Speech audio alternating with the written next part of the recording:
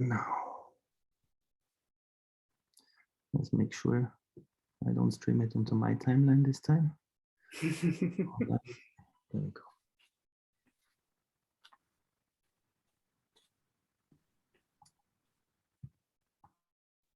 Fantastic. So I think we're away. Welcome everybody to our emergency panel session, a joint session by the Global Student Forum, the European Students' Union and the All Africa Students' Union. This panel is called Russian Aggression Towards the Ukraine and is a special focus around the invasion of the Ukraine by Russian forces, which happened on the 24th of February 2022. Russian President Vladimir Putin at that time in a pre-dawn television statement said that Russia did not plan on occupying the Ukraine and demanded that Ukrainian army lay down their arms. Ukraine declared that Putin had endorsed a full-scale invasion, and President Zelensky announced that Russian martial law was now being imposed upon Ukraine. I can hear a little bit of feedback, so something's going on there. So this is our session for the student publics around the world, the student movement to be able to respond to the situation. Kia ora koutou, I'm Ellen Dixon. I'm from the New Zealand Union of Students Associations and am a representative at the Global Student Forum, and I am presenting with my co-moderator Jakob today from the European Students' Union. Thank you everyone who is tuning into our live stream, especially very short notice, and to all of our panelists. I will first turn over to Jakob to introduce himself, and then we will introduce each of our panelists that we have here today. Jakob, would you like to go ahead? Yes, thank you much, Ellen. Good afternoon, good morning, good evening, everybody. Depends on where you currently upon the globe. My name is Jakub Grodecki. I'm a Vice President of the European Students' Union, the organization representing 45 students' unions from 40 countries in Europe. I will be happy to co-moderate this session today, and we can move forward to the other participants of today's session. Fantastic, thank you for that, Jakob. Kirill, would you like to introduce yourself? Hello, everybody. My name is Kirill. I am the Chief of the International Affairs Department of the Ukrainian Association of Students. Thank you for that. Kira, would you like to introduce yourself?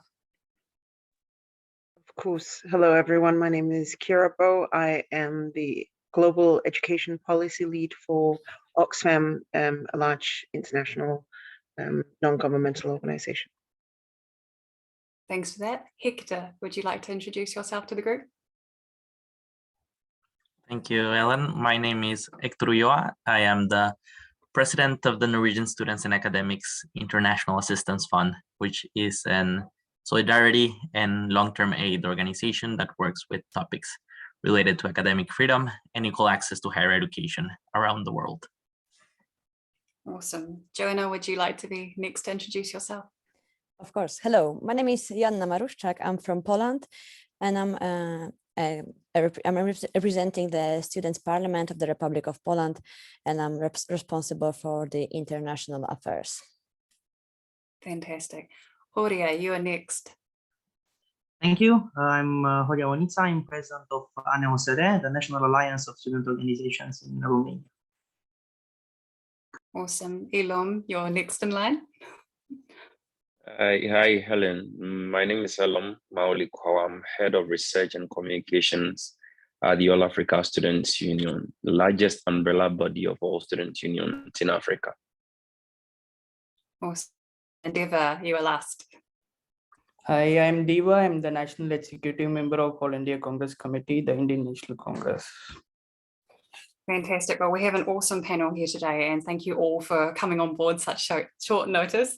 The Global Student Forum stands in solidarity with the students and the publics of Ukraine, upholding the freedom of the Ukrainian Association of Students alongside the European Students' Union. And it's been fantastic to see the immediate responses that have come out by ESU, OBISU, UAS and EI as well to respond to this situation.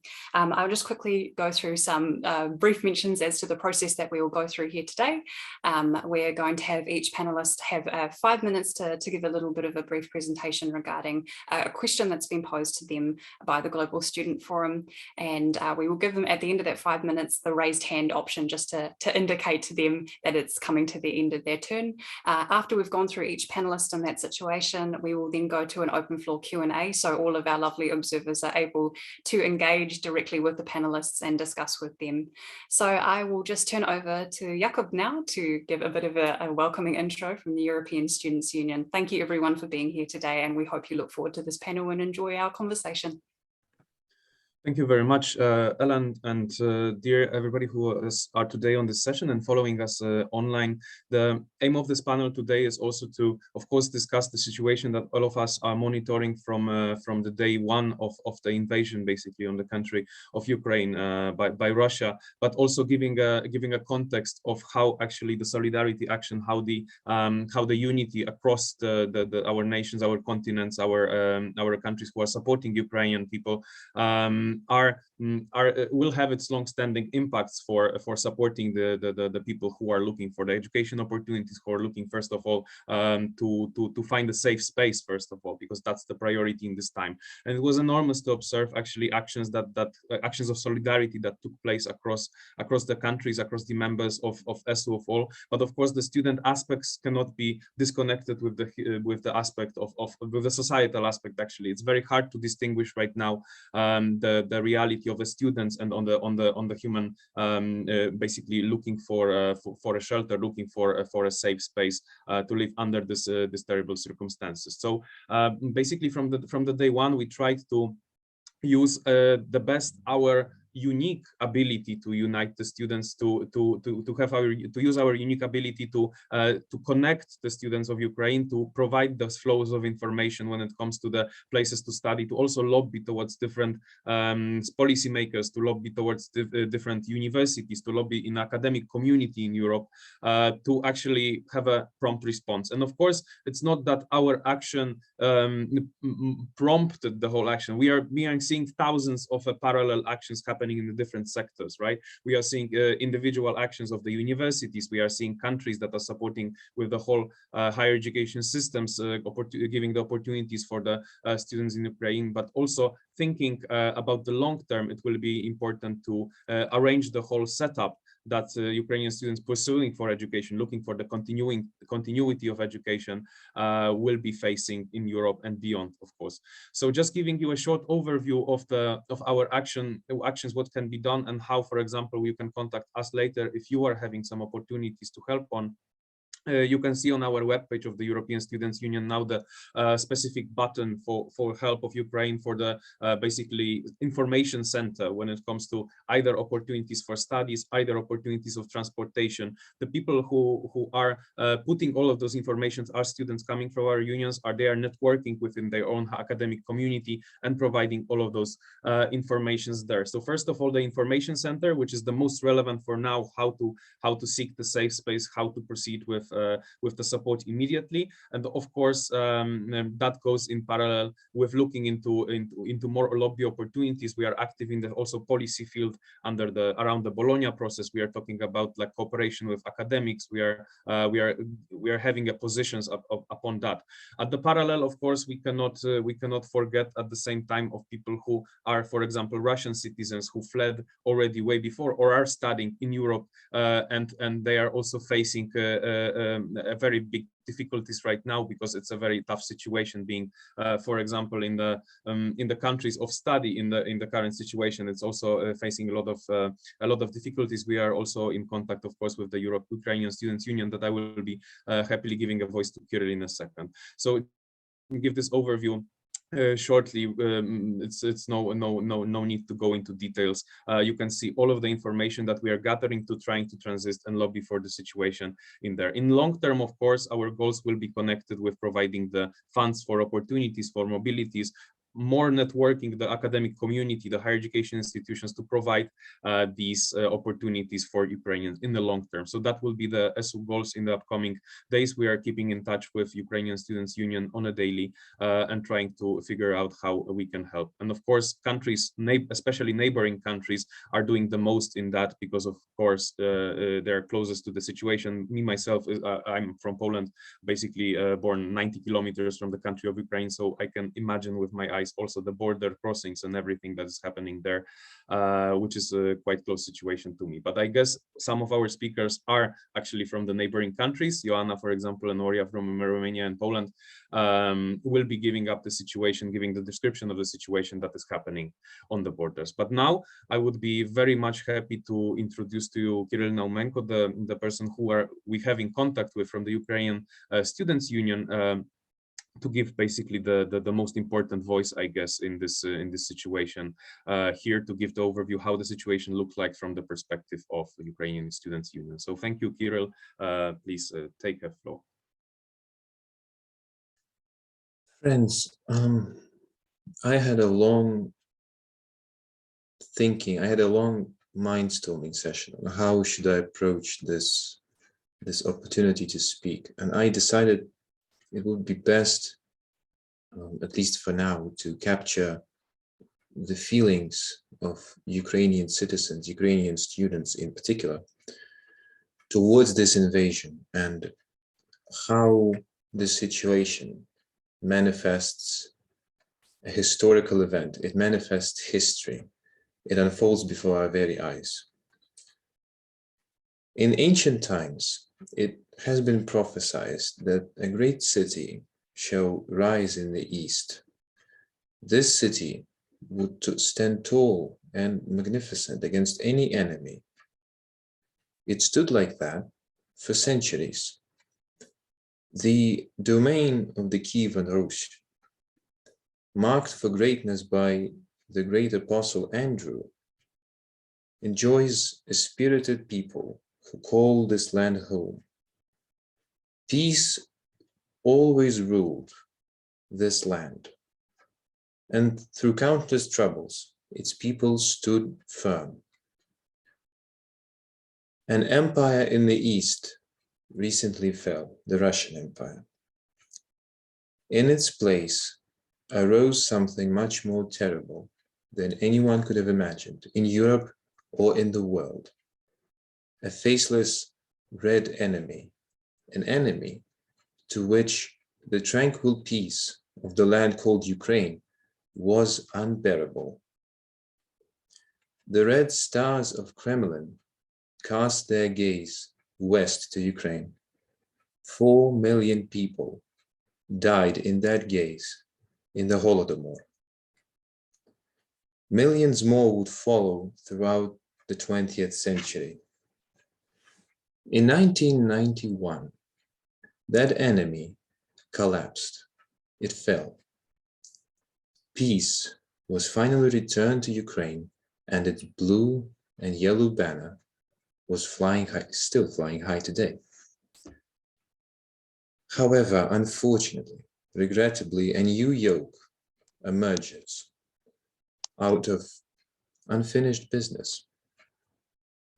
The mad red stars, a remnant of a dead world, cast their gaze west again. With that gaze comes nothing but death, misery, and suffering. The good people of Ukraine suffer. The good people of Russia suffer. The good people of Belarus, Moldova, Georgia, and Chechnya all suffer because of the red stars of Kremlin.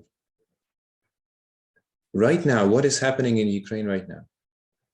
An oath is being upheld, an oath that has been made on August 24th, 1991. That was an oath of independence. Generation after generation, this oath was passed by blood through the Father to the Son. Now, in this troubling time, this oath stirs and calls us to action. It overtakes the mind and propels the body. you would ask me of a situation in Ukraine. Ukraine fights. The land, the people, the spirit of the forefathers, blessed by St. Andrew himself, Ukraine fights. And it will continue to fight until the red stars fall forever. And Ukraine, Russia, Belarus, Chechnya, Georgia, and Moldova will be free once again. Help us now, and you will devote yourself to a noble and holy cause. Help us, Europa. Help us, Russia, Belarus, Moldova, Georgia, and Chechnya. And we shall stand together and watch silently and in consolation as our business will be finished and the red star will shatter and the people shall know light and peace. That's the situation.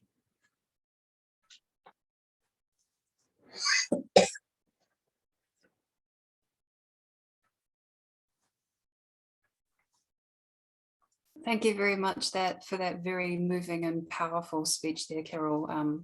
Each of us, I'm sure, were incredibly touched by the powerful images in that and the statements that you made. Thank you so much for taking the time to share with us this statement and the experiences that you have had. So we are greatly appreciative of your time, and also that while a lot of us have been hearing about the situation in Ukraine, you are actually one of the individuals and the Ukrainians facing those situations. A very different reality from someone who is just hearing of what is happening in that space. I hope you wouldn't mind if I additionally ask a question as to some of the trends that you were seeing in the environment with the students that you were working with. In addition to that wonderful speech that you made, what are you seeing as some of the needs for students on the ground at the moment? I commend the Ukrainian government and the Ukrainian higher education institutions in general for being very prepared for this scenario. I never expected it to come to this. No one living in Ukraine actually expected that they might wake up one day to bombs falling from the sky and cities all across the country, west to east, being hit by missiles and bombs. However, our government is quite wise, as it turned out. Many had their doubts, many had their reservations about the government's policies, but what it's doing is relieving greatly the suffering, in particular, the suffering of young people, the future of Ukraine. The agony of the first days has mostly surmised by now, I would say. Shelters have been organized in a timely, short, concise manner. Supply lines were established. Students, along with the university staff, particularly from the hot zones, were promptly evacuated further west. So right now, the students who are in need are mostly those who were either unable to leave or who did leave the university or the institution, but are with their families in the hottest areas. The needs themselves vary. It is very difficult to sort of nail down what do students need. Generally, their needs correspond to the needs of refugees and people affected by the war. So shelter, medicine, warm food, warm clothes, because they all wear out, right? Medicine is being used up. Food is getting cold, as, for example, electricity cutouts may occur. These troubles is what I'm getting at, is though these troubles exist, the Ukrainian students are not alone. I would like to make a gentle transition towards expressing my great and many thanks to our European partners and to the European Students' Union, to the European community, notably to our friends in Poland, who were most prompt and most organized in responding to this tragedy and organizing a humanitarian pipeline that is still going on today. So the tragedy would have been much more great had we not had the support that we enjoy from our bordering countries, the material support, but also media attention, also compassion that we feel from across the world.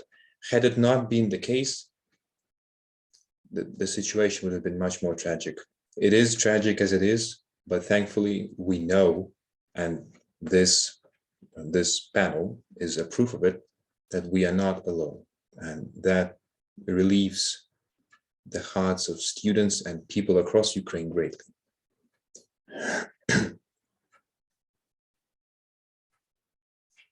Fantastic. Thank you for that very eloquent answer. And yes, absolutely.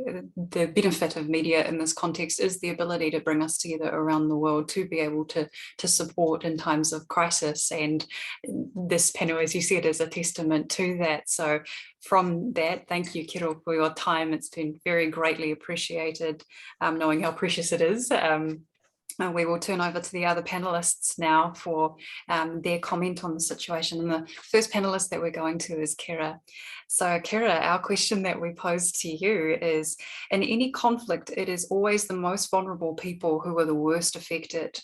As conflict and its consequences rage economies, it is people living in poverty on both sides who will lose their jobs and their access to services, and who will struggle most to cope with daily life. As people are forced to leave Ukraine, education all over is under threat and inequalities are exacerbated. How can civil society play a role to diminish the consequences of education under threat and these rising inequalities? So I turn it over to you, Kira. Thank you so much, Ellen, and thank you to the organizers. It's not easy following Kirill, who is, I think, is yet another reminder of the dignity that we have all seen the Ukrainian people face this challenge.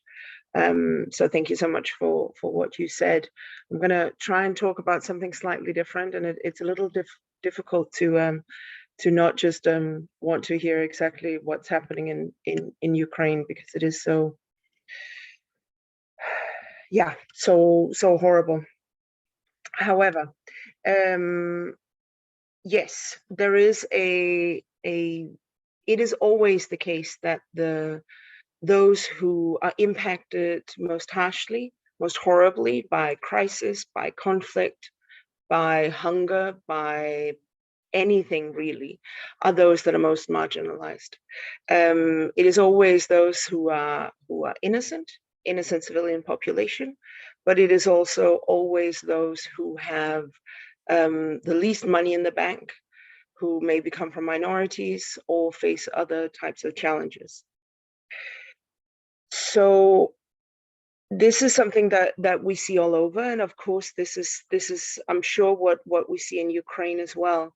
What is special about Ukraine is that it's such a fast evolving crisis that it's difficult to see exactly who it is that is fleeing. At least I have not yet seen any kind of socioeconomic data on that.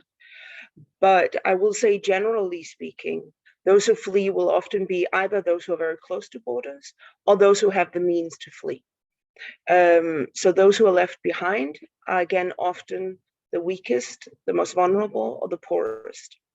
In my line of work, we talk a lot about resilience, and unfortunately, we often talk about how to create resilience in an individual. And I think every time we see a crisis anywhere in the world, we're actually reminded of just how resilient people are, but also how unhelpful it is to ask people to be resilient, because when they're faced with crisis, that's what we are and that's what we do. So instead, we need to talk about resilient systems, resilient economies, etc. But it is, when we talk about education, there's also a limit to how resilient we can ask an education system to be. So I looked up the data on Ukraine, and of course this is the same in pretty much every country in the world, that the last 2 years has been a a challenge. And it has tested the resilience of any system, including the education system. So schools in Ukraine have been closed 36 weeks during the COVID crisis, so over the last 2 years, pretty much exactly 2 years since the WHO declared COVID a global pandemic. So there is a limit as to how resilient a system can be, how much it can stretch. But what we cannot deny, and this is where we come back to what the role is for civil society, is the right for students, the right for children, the right for young people to continue their education. So this is the same whether they flee or whether they stay. So when they flee, I come from a country, I'm from Denmark, that is still far away from the crisis, and we're not yet seeing that many refugees. However, the neighboring countries, and I know we'll hear from some of them later, have taken on millions of people, literally. And it cannot be up to them to solve this crisis. And it is always the neighboring countries that has to bear the brunt of it. But if we really want to talk about solidarity and want to use the solidarity that I think the world is feeling towards Ukraine right now, then we have to share that burden. And we have to support both those who have fled, but also those who have stayed behind. And just a reminder that education, it doesn't depend on schools and universities being open. That's not the end all and be all. It requires teachers and professors to be there, it requires libraries to be open, but it also requires young people and children to be able to sleep at night and be sure that there's not an air raid siren that's going to go off. Because if you don't sleep, you're not going to be able to study. It requires you to feel safe when you drive or walk to school or to university. And it requires you to have enough food, enough water, etc. But it also requires you to just feel safe. And to know that you're not going to lose a friend or a parent or loved one. And at that stage, education kind of falls to the wayside in terms of what's important. So in order to continue education, we obviously need to have a focus on it. And this is where I think civil society can play a role. Civil society can ensure that funding and focus goes to the most marginalized, and that we keep focused on the rights of the individuals, the right to safety, the right to food and water and shelter and all of that, but also the right to education, whether you flee or whether you stay. And then just lastly, we see an outpouring of humanity and solidarity for Ukraine, which is wonderful to see. But I also cannot help but notice the lack of that when it comes to crisis other places in the world. So there was not too many years ago a crisis in Afghanistan, a crisis in Syria. There are various crises across the African continent, and most of those are forgotten, partly because they're so far away from where the media is. And I saw a headline of an article the other day talking about how Ukrainians were on the comfortable side of beige. And I cannot deny that I worry that there is a part of this that has to do with an inherent racism.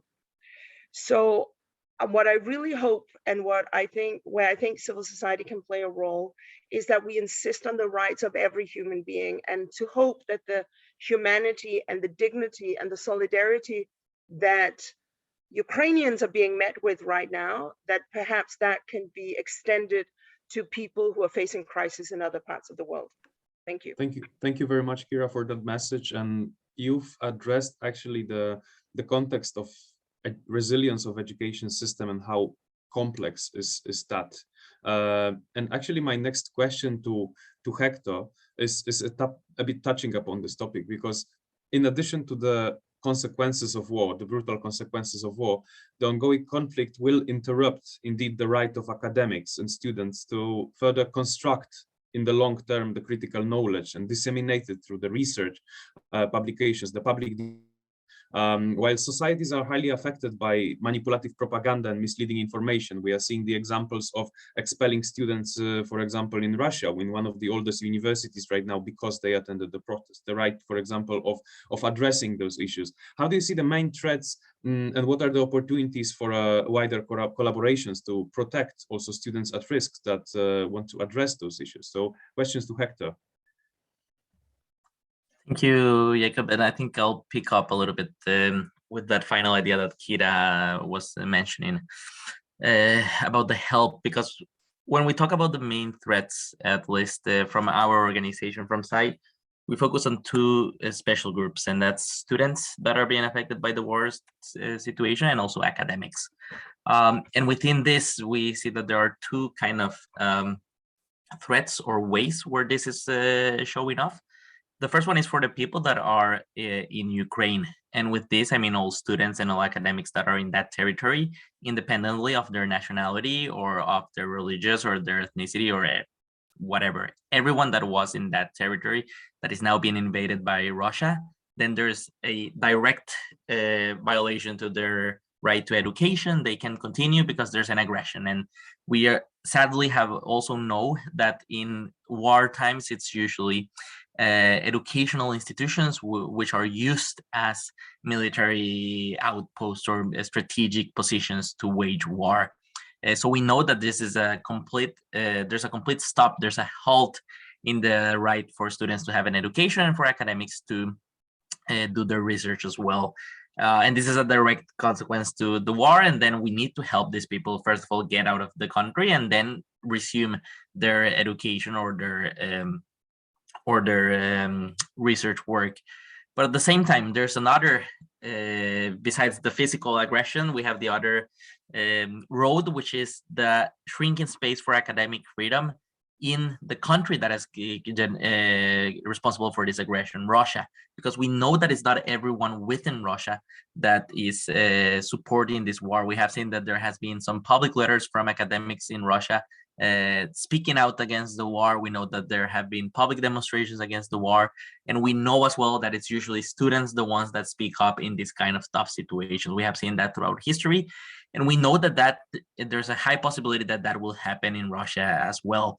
And here we're not talking about a military invasion, we're talking about an authoritarian regime that will crack down on academic freedom and will limit students' role if they start criticizing the regime, and they will limit academics if they start researching about the topic or trying to build solidarity networks against the war. So we see that there's these two different roads where students and academics will be affected. And what are the opportunities then to kind of support these two specific groups? The first one, when it comes to those that need to flee the country, then it's higher education institutions in Europe have a big power, big structures, big bureaucracies, and also big budgets that maybe they might not be enough to handle this situation all alone, but they can be a big player in supporting all those students and academics fleeing from Ukraine. And that's why it's very good that ESU, in their statement, they talk about also how these institutions should make available all their resources when it comes to, let's say, dorms or fast-track admission processes to them, which I believe is one of the easiest, most immediate solutions we can have in this crisis. So that's the first one, to help all students, independently of their nationality, get out of the country and be able to resume in a safe space in Europe their studies. And then the other one, when we talk about, so that first one is international solidarity. Students and academics can build solidarity networks to help them. And the last one, because I see my time is almost going out, is that we need also to establish long-term protection mechanisms. We have seen time after time that students and academics, when crises like this emerge, they have different needs than the ones that they could be filled through the normal asylum-seeking procedures or refugee pathways. So here we see that there is a very big need to have in place. We saw this when when Belarus happened, there was no mechanisms in place. When Afghanistan happened, no mechanisms. Now we have Ukraine, no mechanisms. We need complementary pathways to education that can ensure that students, whenever a war situation breaks out or a big crisis breaks out in their country, they have the opportunity to quickly continue their studies, and also maybe through those studies they can start an engagement that will eventually lead back to a positive change back home if they can return, or through their work abroad internationally, because this education space in higher education is a nurturing place for critical thinking and for engagement in activism. So we need to have these mechanisms in place. ESU, GSF, and SAI have been advocating for the establishment of an international students at risk program, which we believe also in SAI is a really good step towards having these permanent complementary pathways to education.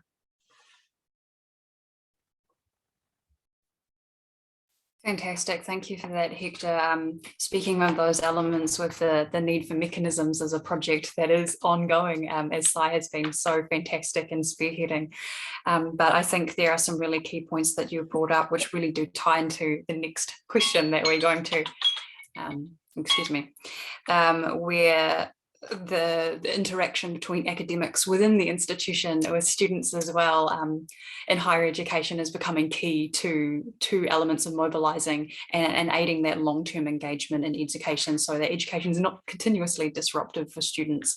The next question that we have is going to Joanna, which says, in Poland, a student at risk mechanism, so we're on track there, was set up in solidarity with Belarus after what has been called a state-funded brain drain, leading to academics and students fleeing after being persecuted for their pro-democratic activities. Now refugees are moving in from Ukraine. How do you imagine this will affect educational systems in Poland, and will the capacity, resources and solidarity match the rising numbers of students seeking refuge and continuation of their education in Poland? So I turn over to Joanna. Oh, thank you for the question. First of all, I think that I should, and probably I will begin with clarifying our higher education system. Studying in Poland in Polish is free of charge. So each Ukrainian who would like to study in Poland and speak Polish can do it like for free. So I prepared some statistics from today and from the last academic year. And in our country, there were like 84.7 thousand foreign students studying in Poland, and 45% of it, so it was around 40,000 students, are from Ukraine, so a large number of them. So they're like choosing Poland even before the war. And we are giving them also a financial aid, like social scholarship, but also the rector scholarship or some other help whether they need, and also a place in the dormitories. To be honest, your question is a little bit stiff because we don't know yet the numbers, and but I will try to make some predictions. Just like Kira said, like right now we're like focusing on like giving the first rights, like water, food, safe place, shelters, and also right to the education, and especially to primary education. The higher education is like on the second place, let's say, because right now usually our border are crossing mothers with children, and those mothers would like to work. So these children need to have a place like kindergarten to stay for the whole day when their mother is like working or trying to earn some money. But about this prediction, probably, okay, so how our like system of education will affect on this war? I think there are like some circumstances, like how long will the war last, or how many people from Ukraine will be interested in studying in Poland or living in Poland, and also how many countries from European Union or would like to help also Ukrainians, and how, like if they're like will give a place to live or a place to study. So like many questions which came to my mind like at the beginning, but probably there are like more and more.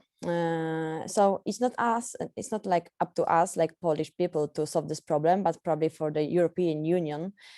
But right now our Ministry of Education and Science in Poland has prepared information for each interested person, like students and also scientists coming from Ukraine, about continuing the studies and researches in Poland. And it's possible for free, of course. They just need to choose the higher education institution they would like to continue their scientific career. We also prepared 1,000 places for Ukrainian students and Ukrainian youths interested in studying in Poland, because we have to remember that right now also Ukrainians will like write a final test and they're going to study on the next academic year. So the number of them, the students, will be increasing during this few months. So we are trying to prepare the places for them. And there's also very good, because our Polish National Agency for Academic Exchange has a program, a financial program, which is going to help Ukrainians to study in Poland. They're going to pay for anything they need, like to stay in Poland. However, each Ukrainian can also apply to the university's recruitment, or just ask our higher education institution for a possibility to continue their study. So there are like many ways of continuing the study. However, of course, we've got some limits because you mentioned the Belarusian situation. Yes, but those students, well, the number of those students weren't such big like Ukrainians. There was like maybe a few thousand, and right now we are speaking about hundreds of thousands of people, so like much more. So about our resources, right now we have them.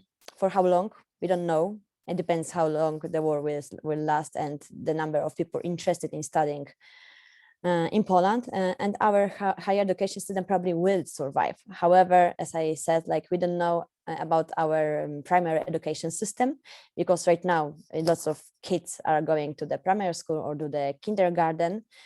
So to sum up, because my time is like going till the end, as Students' Parliament of the Republic of Poland, we are ready to help, and we would like to lobby anything what Ukrainian students will need. So we are in contact with Kirill and others, and we are ready to help. Thank you.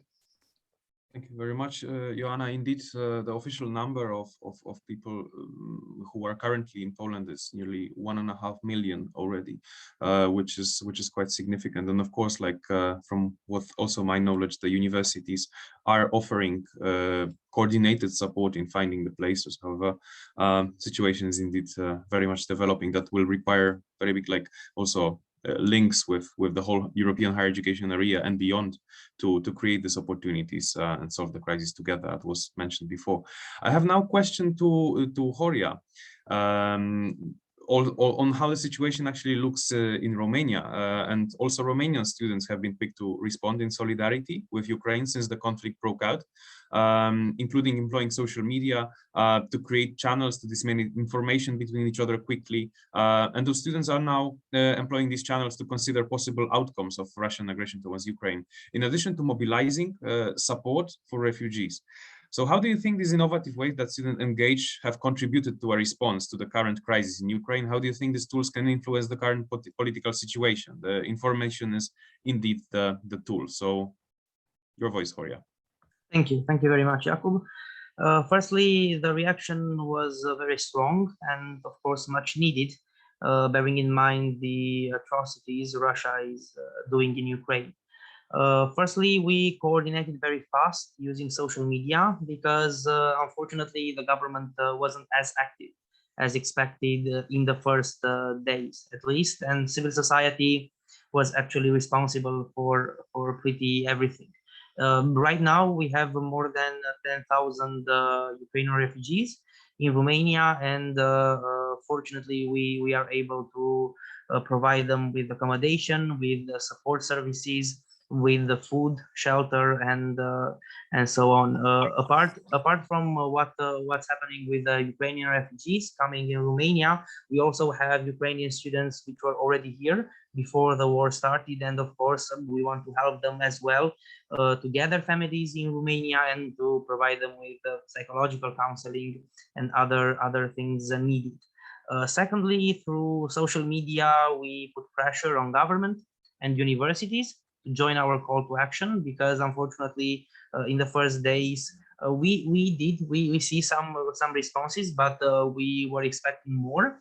And right now I can confirm that things are moving. A lot of universities in Romania helped Ukrainian students, and also the government acted more swiftly in this sense. And I also believe that our pressure as students and young leaders actually determined the way the European Union and the countries responded, because we saw the harsh and needed sanctions against Russia. And I think if we didn't have this movement from civil society, the situation wouldn't have been this way. There are two specific problems right now in Romania regarding student refugees. Firstly, funding, because the government didn't earmark so far any specific funding for student refugees to actually get enrolled in Romania. And secondly, recognition, because right now, even though we lobbied the ministry and we have the legal possibility for universities to enroll students, even without documents, they are actually wary of how to recognize their learning outcomes. Of course, there's also a problem because energy will fade away. So social media would be crucial to keep momentum, because help will be needed today and 1 week after today, and probably 1 month. Right now, at the European level, we are of course coordinating. We need to have a joint action for funding schemes, for sharing best practices in recognition, for sharing infos, because for example, we have many student refugees who want to go in other European countries and to get enrolled there. And of course, what is doing at the European and international perspective, this cooperation is very, very important. That was pretty it from our side. We are staying strong together with our colleagues from Ukraine, and we hope to see everything resolved as soon as possible.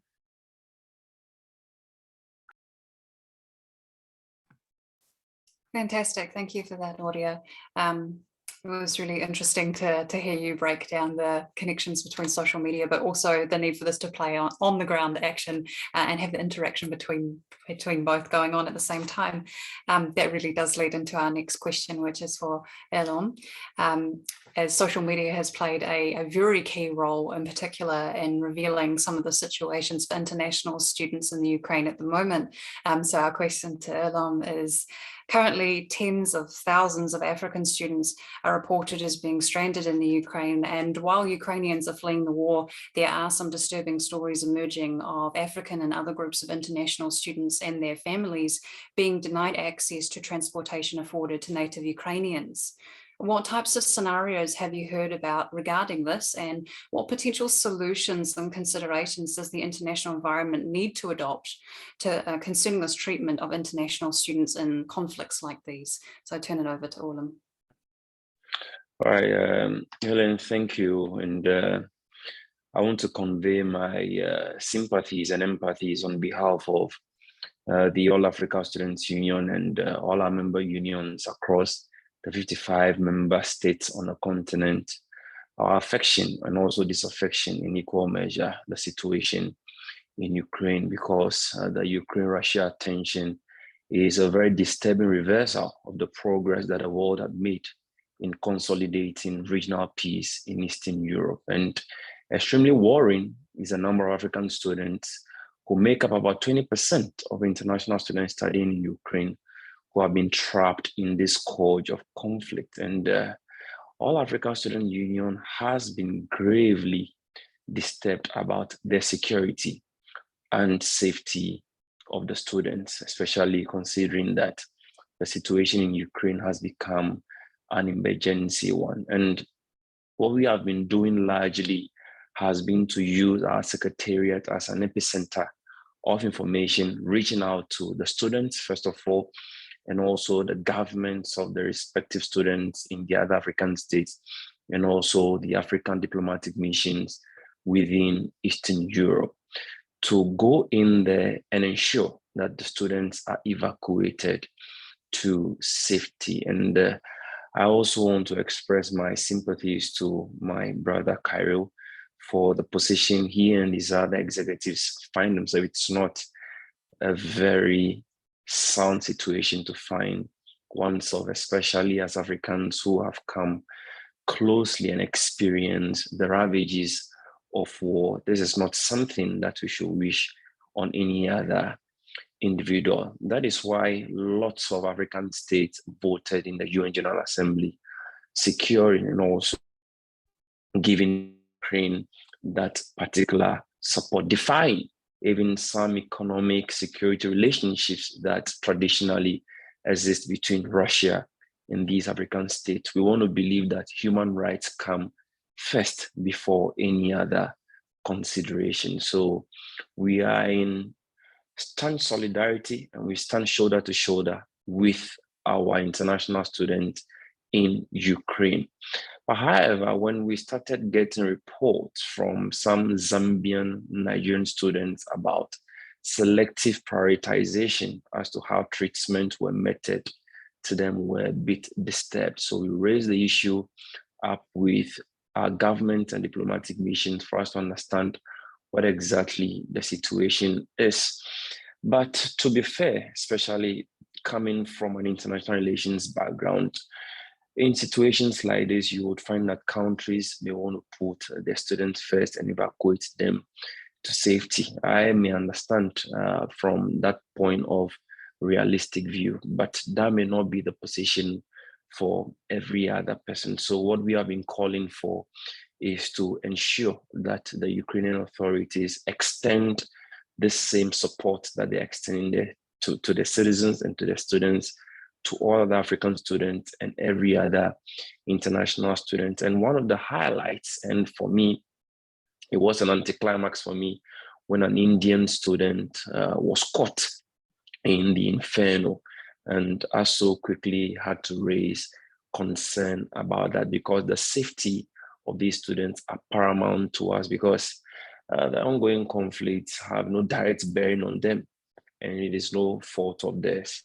And particularly disturbing for the All Africa Students Union has been the apparent silence of the European Union, because this is supposed to be an amalgam of independent democratic states who should also focus their attention on the abuses, on the discrimination, on the safety of students, other than always speaking about sanctions and also extending military support to the Ukrainian authority. It is something we feel that it is highly harsh and unfair to minority groups who have been caught in this particular inferno. So what we have been doing is to, as much as possible, ensure that there is an avalanche of information accessible to our students, and we have tried as much as possible to get to our key audiences across the continent. We have encouraged them to write statements, to start campaigns, to share flyers with us, so that we can get to our global stakeholders, especially the Global Students Forum, the European Students Forum, Oxfam, and UNESCO, for us to amplify the gravity of the situation in Ukraine. Quite apart from that, on the specific matter of the students who have been fleeing the conflicts, some African governments, especially what our Secretary General has been doing, Peter Kwesi Koji, we've been able to get some authorities on the continent, especially in Morocco, where they've been trying to set up digital platforms for the students to continue the studies that have been truncated by the crisis in Ukraine. Because as we speak, about 8,000 students who are studying in Ukraine are Moroccans, and 3,500 are Egyptians, estimating about 15% of the total 76,500 students studying in Ukraine. So these e-platforms have been instituted so that there's no truncation in the pedagogy they've been receiving in Ukraine. Quite apart from that, we've also been advocating for rationalization of qualifications. That has been done in Europe, but it is something we are calling for, that in emergency situations like this, studies can continue. These same platforms or systems that exist in Ukraine could exist in several other global South countries, so that even beyond the conflict, we can continue and also contribute to the strengthening of educational institutions and these socio-technical systems, so that over time, even provides us the opportunity for exchange diplomacy, where students from Eastern Europe can find Africa as a very convenient place for them to study. We've also been encouraging a certain network diplomacy sort of, so that desks can be situated in these countries, especially where students from Africa have identified as an option to education in Africa, where a consortium of student unions, African governments, and the diplomatic missions are able to rationalize the properties, the problems, and also some very concerns of these students, so that it becomes a one-stop shop for emergency situations like this, because some of the students, it was very difficult getting the particulars, the visas, the documentation to evacuate them. It became problematic. So digital toolbox is really, really important.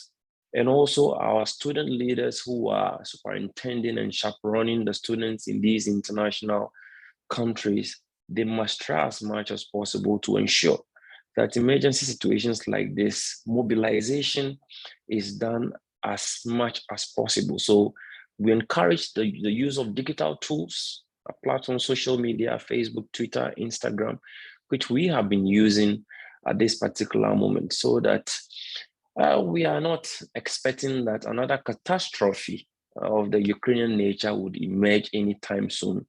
But just in unforeseen events, we encourage that qualifications are rationalized, missions, the government, and the student unions work hand in hand, so that issues of this nature are quickly solved and nipped in the bud. We want to particularly say our appreciation to the Global Student Forum, the European Student Forum, for identifying ASU as a key actor and a player who students have been caught in this particular conflagration. We say a thank you to you. We also want to strengthen the Ukrainian students front for the bravado they have shown so far in stomaching and also putting their chest out in the cold. Of course, it is not a very pleasant situation for anyone when you are speaking on Zoom. You see or hear a grenade flying all over your head and you have to run for cover. It is not a situation that anyone would wish for. I have not been in this situation before. I can only imagine the kind of torture and devastation that it can cause to one's psyche. And we want to encourage the global education agencies, Oxfam, UNESCO, for them to do more. Of course, they are doing something, but it is not enough, which is calling for the strengthening of our institutions, interagency collaborations, intercontinental collaborations, so that in situations like this, it shouldn't take 2 weeks, 3 weeks, 1 month before students' rights are harmonized. Ellen, thank you so much. And that is ASU's position. But we continue to use our social media to encourage and continue our advocacy. Thank you. Thank you very much, Ellen, for this intervention, and also pointing to the very crucial fact of the discrimination that this never should be the case. And indeed is having even more terrible outcomes in such a conflict situation like this, but also addressing the solutions that are related to the encouragement of the using of the digital tools in such a crisis season here. I would like to ask our next speaker, which is Deva, about the context of Indian students. There have been a data that about 18,000 of Indian students, making up a quarter of nearly 80,000 foreign students from 155 countries in Ukraine, were stuck in Ukraine, worried about their safety. And students from India earlier appealed to their government for help to leave Ukraine as tensions over a possible Russian invasion mounted, but no official plans for evacuation materialized. I know for a fact that the Operation Gange was, I think, conducted, but several measures have been taken, and but the opinion is, was it too late? What impact will this situation have on the future of these students' educational experience? How would the international society respond to this? So Deva, if you can reflect on that. Hi, good evening to one and all present here. First, I just wanted to say my solidarity with the people of Ukraine and the people of Russia who are condemning against Putin's, regime over there in expanding towards Ukraine. But yeah, coming towards the question over here, I just wanted to highlight one thing, that it was like, I'm just sorry, I'm just not in a mood actually. I'm having some problems going on over here. But I just wanted to tell you that it was not Indian government. The students over there in the Russia, Ukraine, they reached out to Indian government very lately actually. In the sense, after Russia invaded Ukraine, the students reached out to the Indian government only after that. So the question regarding the 20,000 students over there, I just need to take a break actually. I'm so sorry. It's all fine, Deva. Take as much time you need. I would like to ask if maybe any of you would have a questions for people being here. So feel free to ask the questions to the speakers that were speaking before. What we might get you to do, sorry to interrupt, Jakob, is that if you have a question that you'd like to ask a particular panelist, please just use the raised hand function. Jakob can pick you up from there, and when you address the group, can you please direct who you want your question to go towards, and what particular area that you would like them to focus on from the discussion that they had previously. And if you can turn your camera on, that would be appreciated when you're asking the question, because it's always nice to know there's a person on the other side of the Zoom blank screen for the speakers who are here. So we open the floor up to questions. You can also put questions in the chat, which Jakob and I can pick up as well. So please do feel free to respond to some of the statements that have been made here today.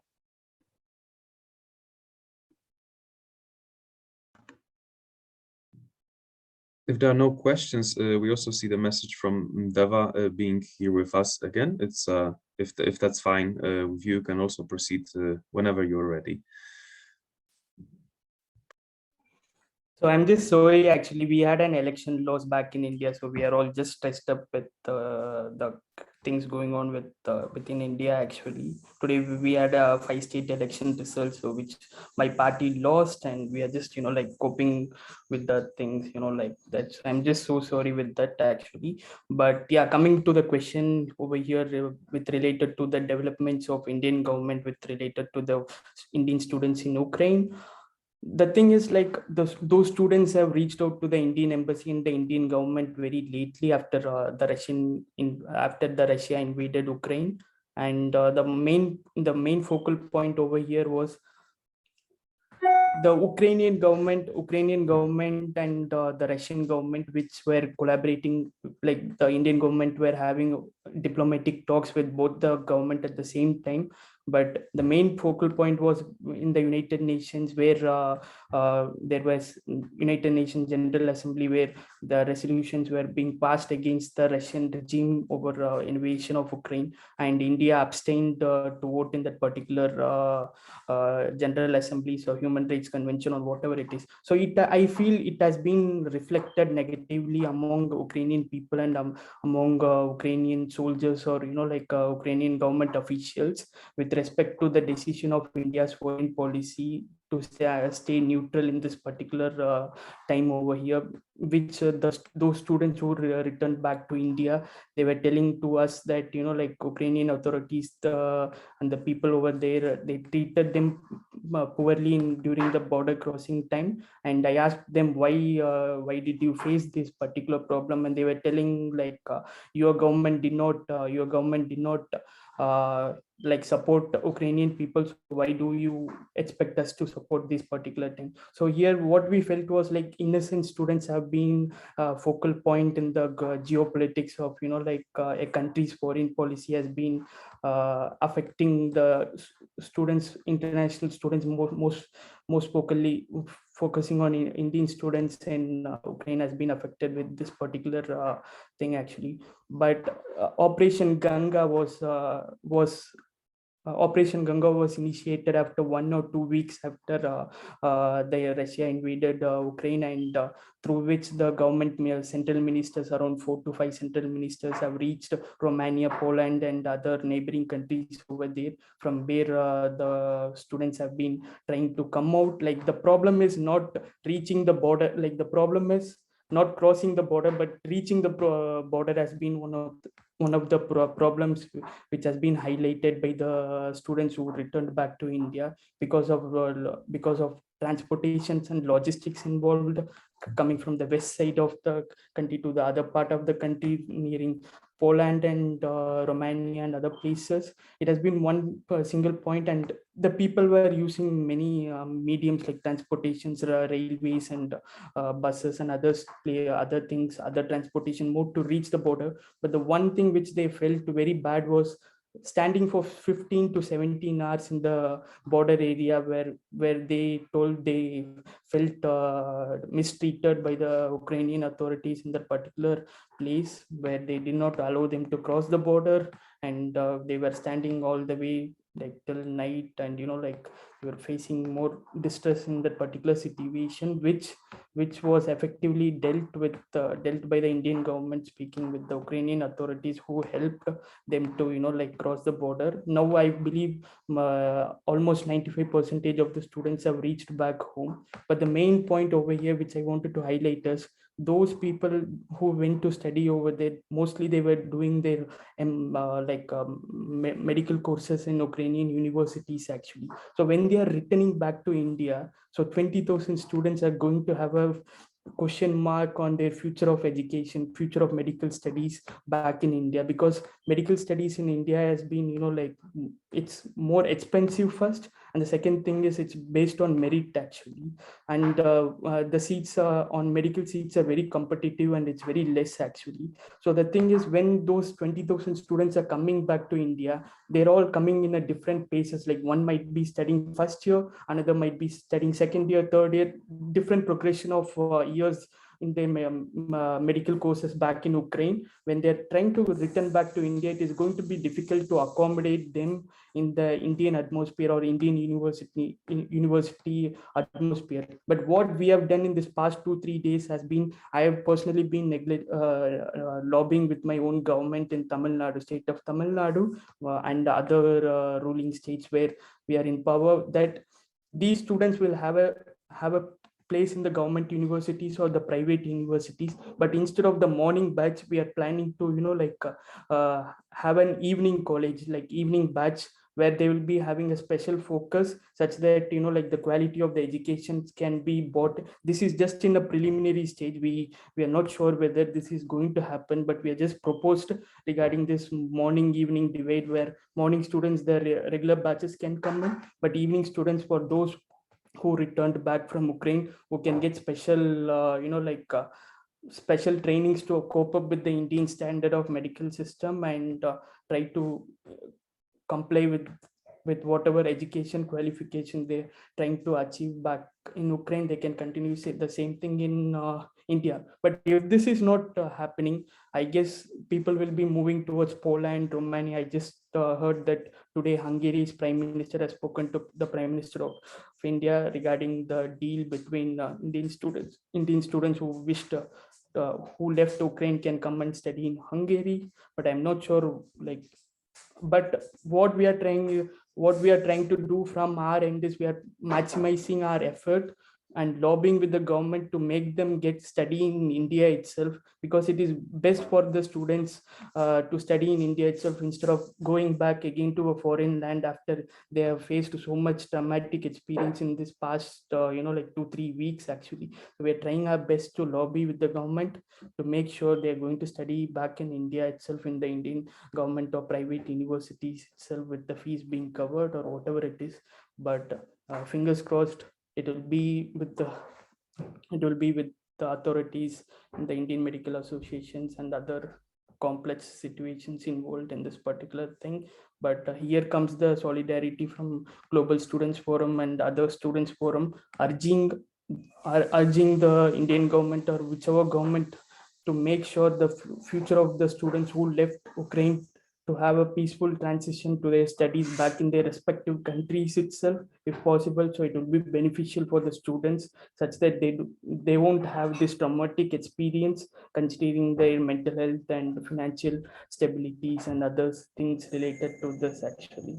So this is what. Thank you for that, Deva. Sorry to interject on you, but just because I know that we're running out of time now for our Q&A session, but very much appreciate the element that you bring up regarding students being in situations where their educational program has changed because they're no longer in the country they originally were in or need to leave that country due to crisis. So it's a very key point in discussion. I'd like to turn it over to Jakob to take a look through the questions that have been put through the chat, and if those individuals would like to turn their cameras on and actually directly ask these questions to the panel. Jakob, would you be able to facilitate that, please?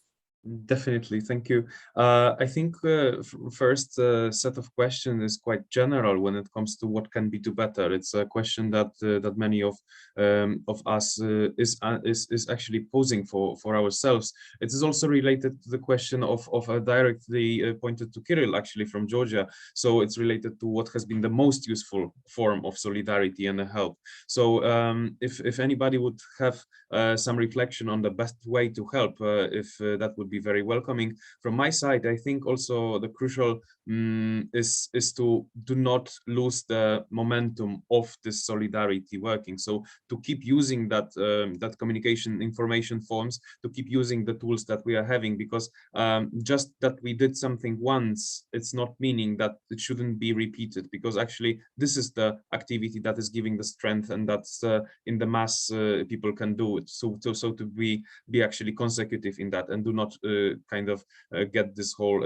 actions to remain our daily activities. If anybody would like to reflect on what can, in your opinion, can be done better, or maybe directly, Kirill, if you would like to answer the question posed directly to you.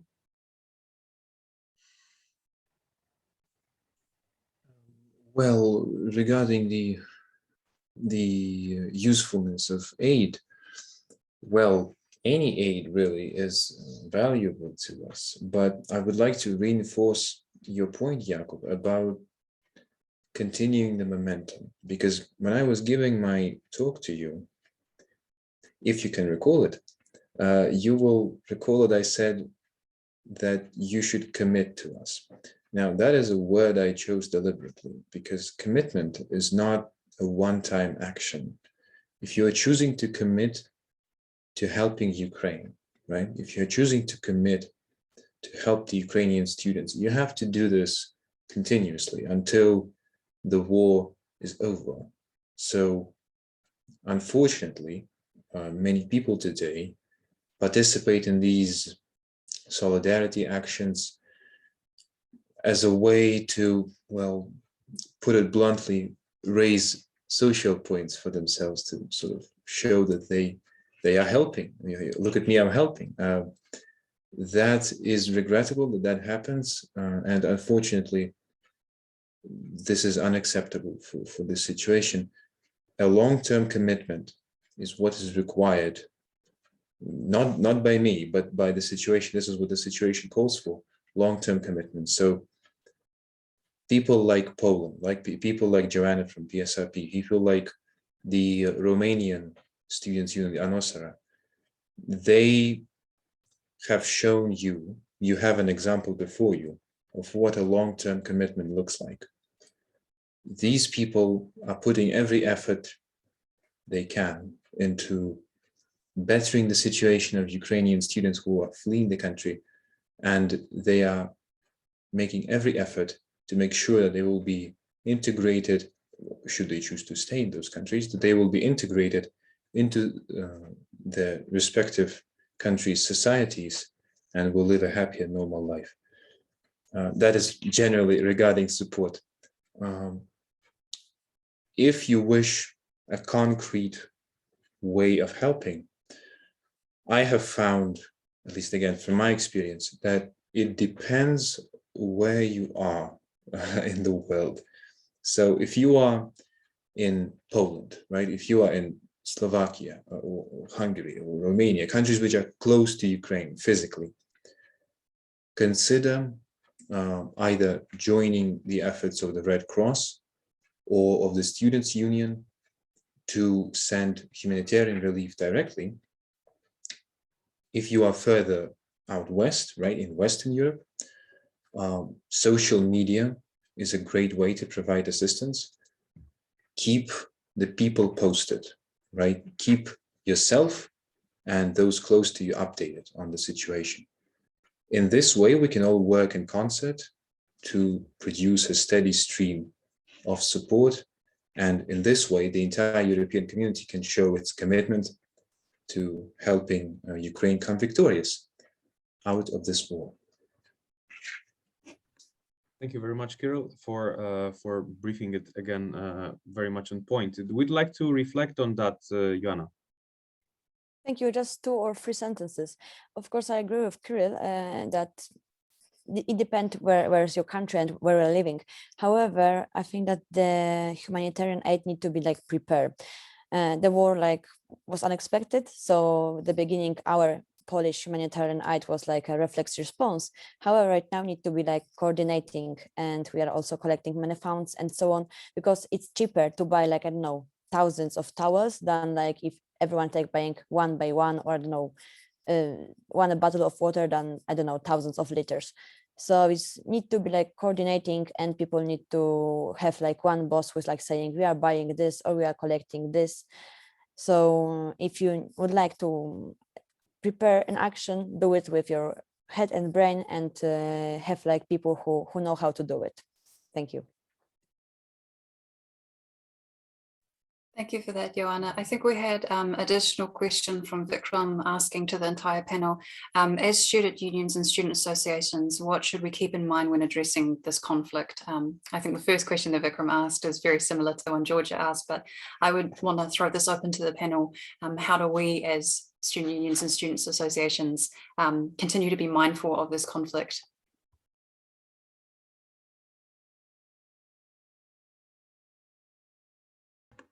Hector, would you like to go for that? Yes, I can make a quick remark.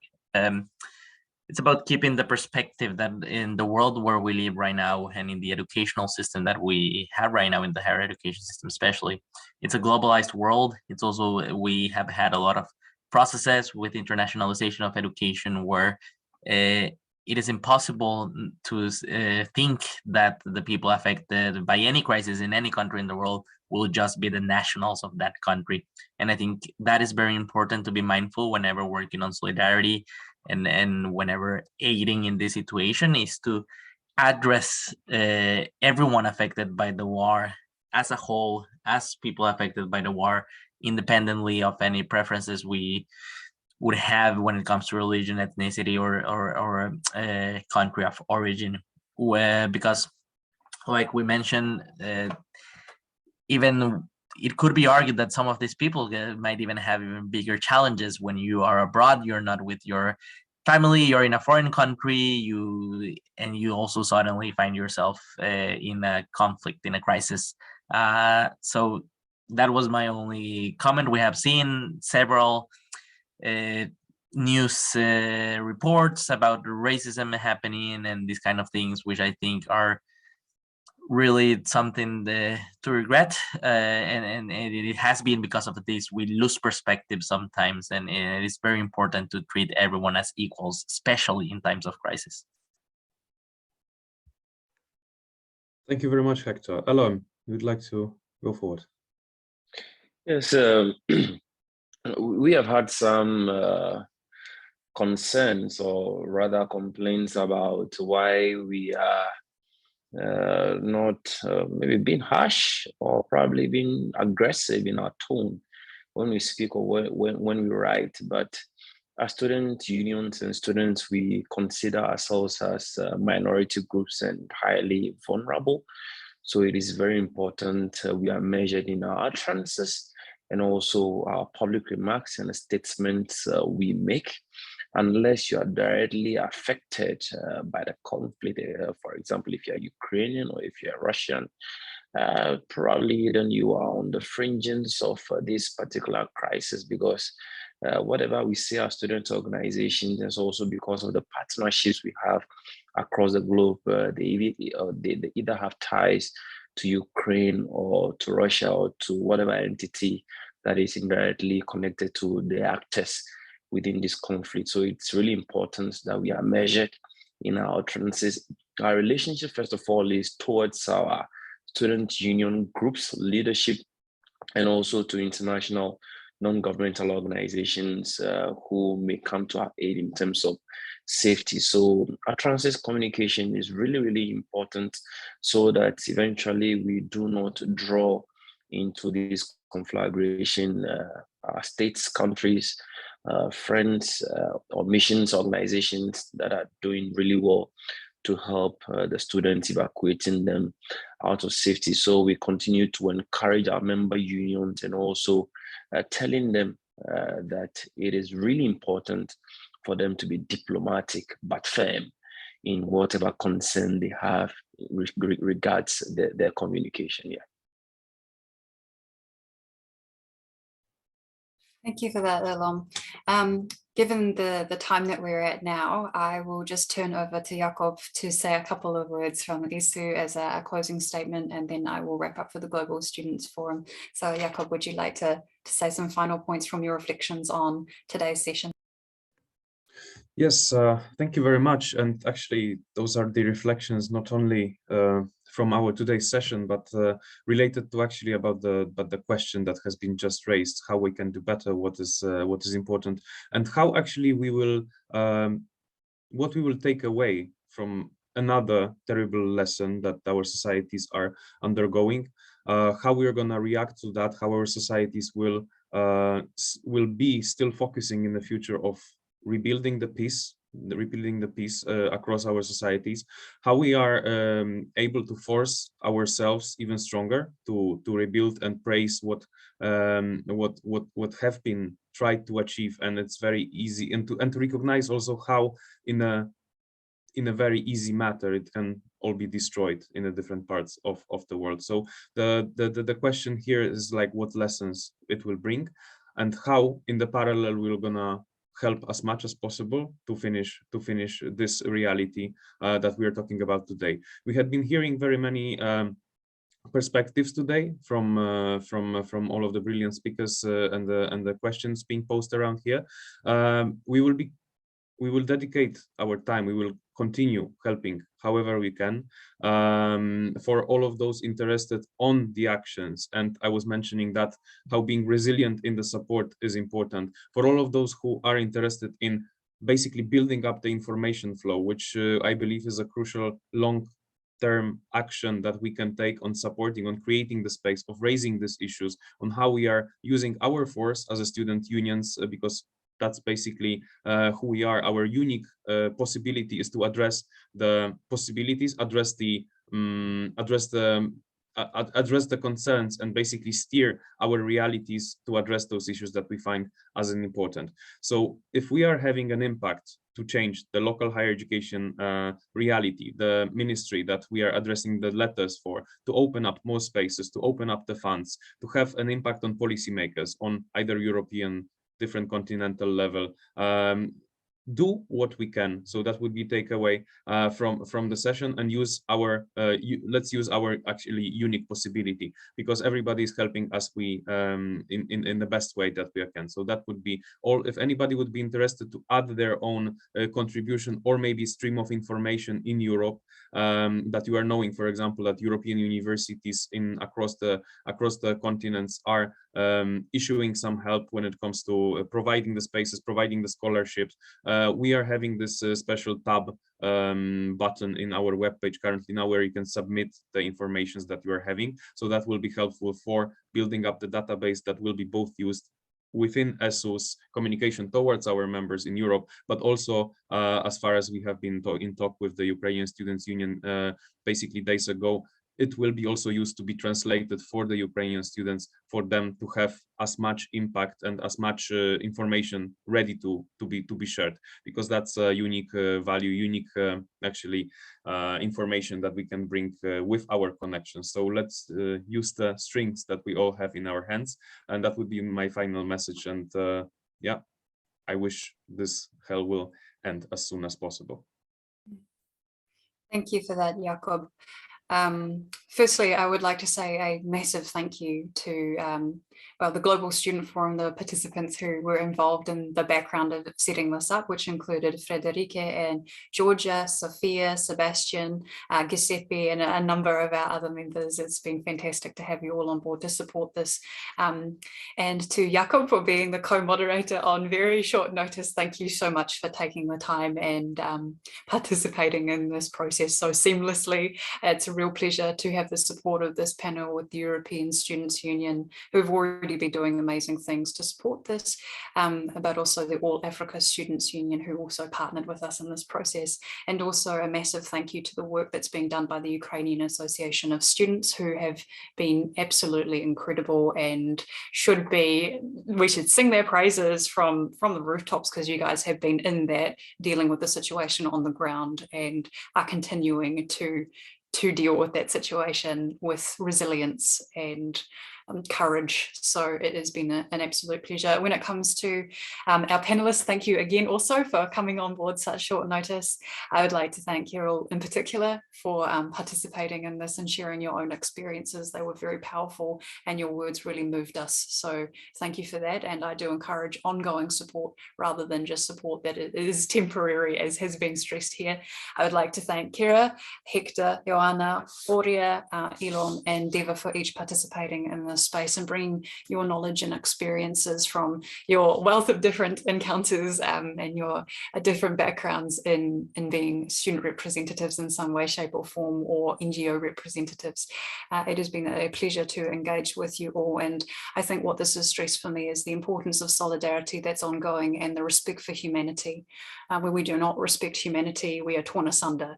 So us coming together in this space, making use of these digital platforms and having education as the heart to human and student rights is essential in order for us to ensure that conflict does not tear us apart. So thank you everyone, and including everyone on the Facebook live stream who is watching this either now or in the near future, and to those who have participated and actually attended in a digital person via the Zoom link.